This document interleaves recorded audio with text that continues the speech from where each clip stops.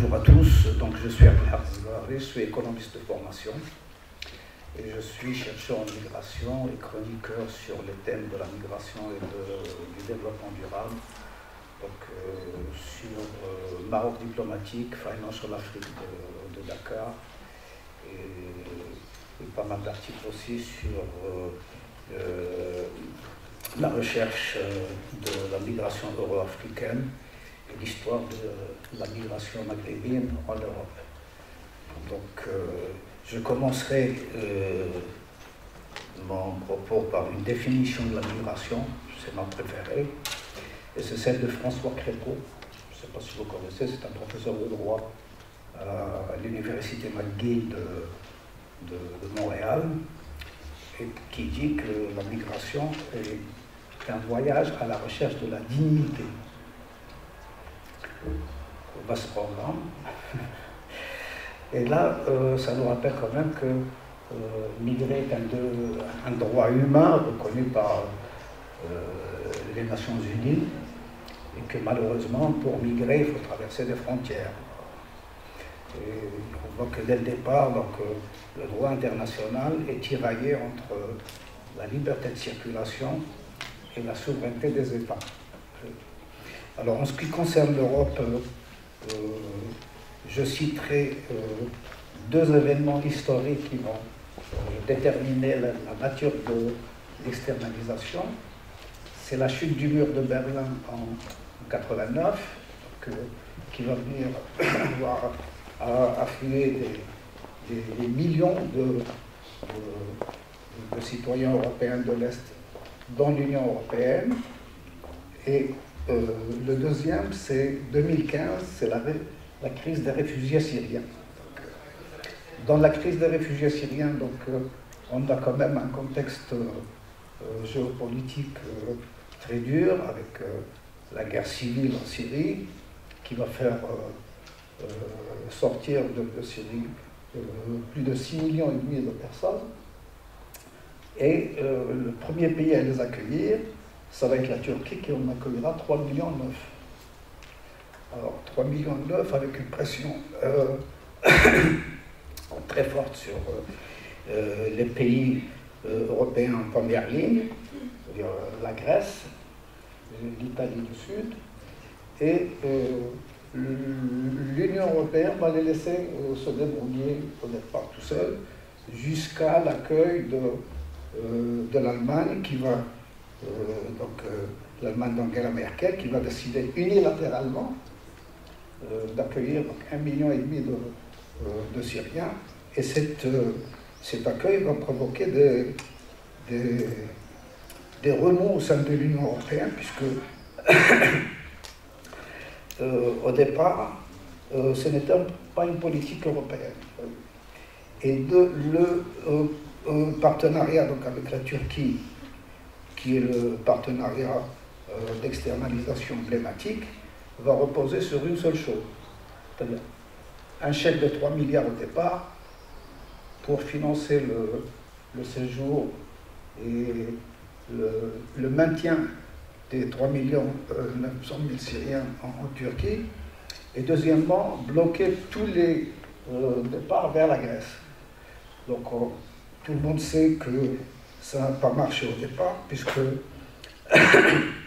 un an après, la Turquie a exigé un autre chèque de 3 milliards, et donc avec des revendications supplémentaires, c'est-à-dire la réouverture du chapitre 50 de l'adhésion de la Turquie à l'Union européenne, et deuxièmement, l'exemption de visa pour ses ressortissants dans l'Union européenne. Alors, l'externalisation, c'est quoi? C'est un terme déjà emprunté à l'économie. C'est la sous-traitance. C'est la gestion d'entreprise, confier un service à une entreprise, à un acteur extérieur de l'entreprise. Alors, dans l'entreprise Europe, on ne va pas lésiner sur les moyens, puisque on croit régler tous les problèmes à coup de chéquier. Donc on va conclure un premier partenariat avec la Turquie de 6 milliards de dollars, d'euros, pardon. On va en conclure un autre avec les 3 routes méditerranéennes d'accès à l'Europe, c'est-à-dire les Balkans sur la Turquie. Au milieu, c'est la Libye et la Tunisie qui donnent directement à Lampedusa. Et au Maroc, justement, pour bloquer l'accès à Melilla et à Ceuta. Alors, dans ce contexte, ça va marcher au début, puisque les États vont se montrer coopératifs. Et puis, petit à petit, on va s'apercevoir quand même que cette externalisation, elle est à sens unique. C'est-à-dire c'est l'Union européenne qui va imposer un agenda, et on va dire aux autres, bah, vous vous débrouillez, on vous a donné les moyens qu'il faut, maintenant vous faites ce qu'on vous a demandé. Et le Maroc, puisque c'est le cas qu'on traite aujourd'hui, le Maroc a une longue tradition de négociation avec l'Union européenne. Et il n'a pas attendu la généralisation de l'externalisation pour conclure des accords avec l'Union européenne. Il y avait le partenariat pour la mobilité, il y avait des accords de migration de travail, saisonnière ou régulière. Et ce processus va être généralisé. L'externalisation va être généralisée, puis tout de suite dénoncée par les ONG qui sont sur le terrain et qui voient quand même que les droits des migrants ne sont pas respectés.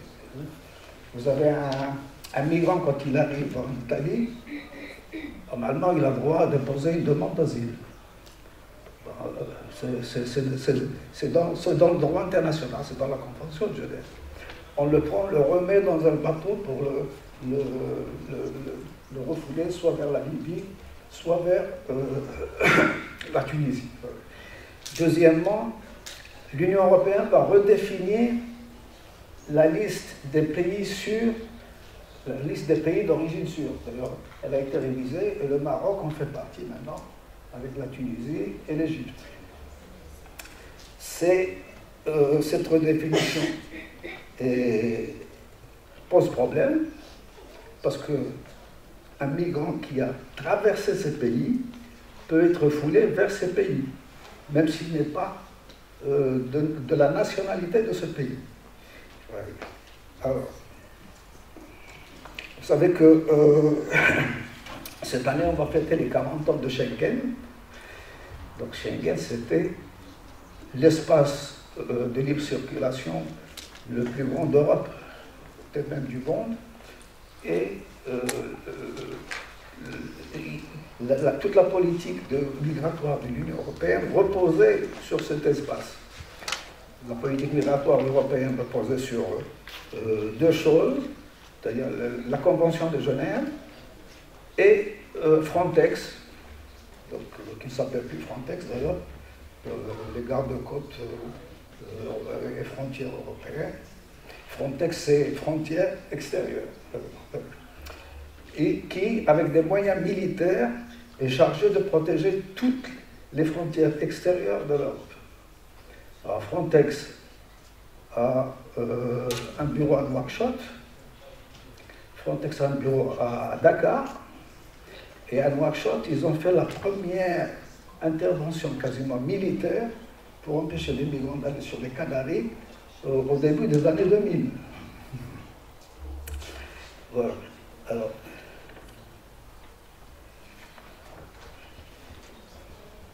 Alors l'externalisation,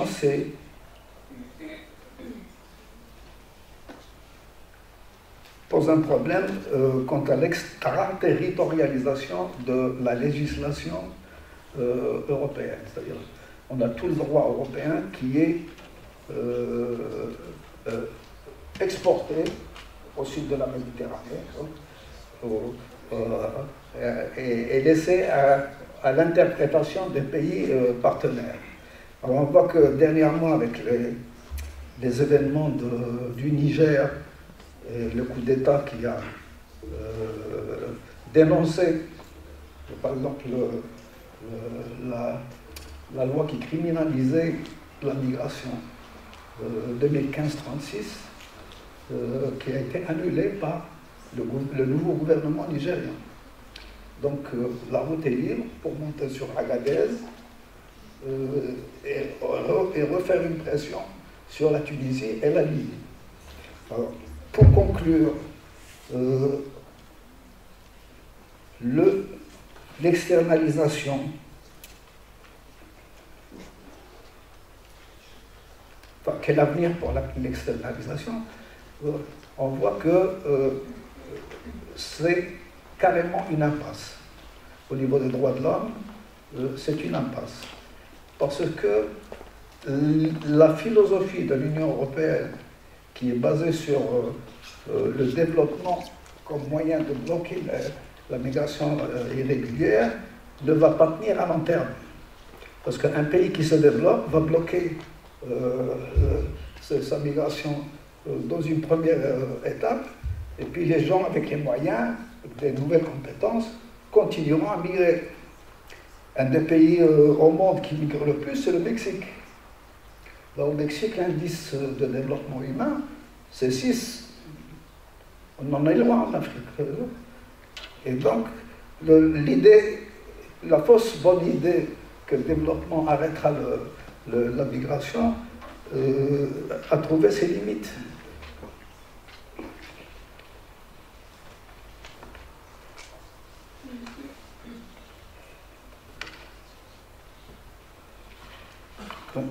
Je dirais juste un mot pour conclure sur le changement climatique.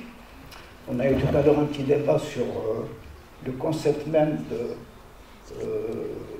de migrant climatique, migrant environnemental. Il y a un grand débat là-dessus, puisque bon, le concept même de migrant climatique, parce que le plus grand défi qui attend les pays de transit comme le Maghreb, c'est le réchauffement climatique, puisque bon, d'après l'OIM et le HCR, à l'horizon 2050, on aura presque 50 millions de déplacés subsahariens qui monteront vers le nord pour essayer de rejoindre l'Europe. Donc, et sur ce concept, tous les chercheurs ne sont pas d'accord, puisque bon, par exemple, on a François Jomène qui dit qu'il faut justement créer un statut de réfugié climatique pour que les États prennent leurs responsabilités en matière de lutte contre le réchauffement climatique. Il y en a d'autres pour qui la mobilité climatique est la première adaptation au changement climatique. Et la troisième, ceux qui disent que...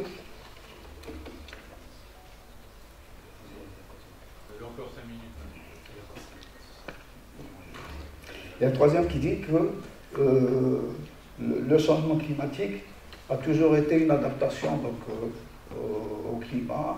Et puis, c'est des gens, on le voit par exemple en Afrique, au Burkina Faso, quand on a des saisons de sécheresse, les gens partent dans les pays voisins. D'ailleurs, l'immigration africaine, c'est 73-75% à l'intérieur de l'Afrique. On n'a que 13% qui arrivent en Europe. Et là-dessus, il y a une immense hypocrisie de l'autre côté de la Méditerranée, puisqu'on a besoin de main-d'œuvre, et en même temps, pour calmer une opinion publique hostile, on le voit un peu partout avec la montée du populisme. On a les populistes qui gouvernent maintenant en Italie. En France, ils sont à 25-26%. En Allemagne, à 26%. En Hollande, ils sont au gouvernement. En Autriche, n'en parle même pas. Et il y a un revirement, justement, de la politique d'accueil européenne maintenant, puisque beaucoup de pays, par exemple comme l'Allemagne ou la Hollande, qui vont revenir sur le regroupement familial.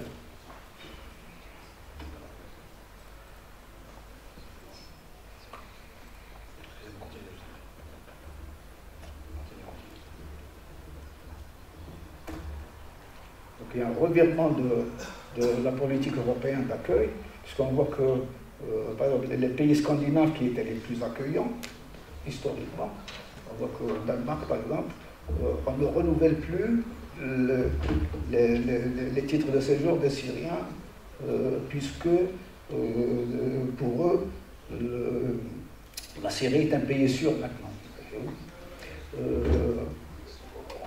En France, on n'en parle même pas, parce qu'on a un ministre de l'Intérieur qui était de droite et qui vire de plus en plus à droite, donc, pour des échéances prochaines, puisqu'on a des élections dans 2 ans, des élections présidentielles, et le débat est hystérisé. Il est hystérisé, on le voit dans les médias, entre les tenants d'une Europe forteresse et les tenants d'une Europe passoire. Donc, bon, on est loin des 2 assertions, mais il faut savoir raison garder. Finalement, un partenariat avec l'Afrique ne sera viable que si il repose justement sur l'équité, sur la solidarité, sur le win-win, c'est-à-dire un partenariat équilibré, et pas avec un agenda européen imposé aux pays du Sud. Je vous remercie.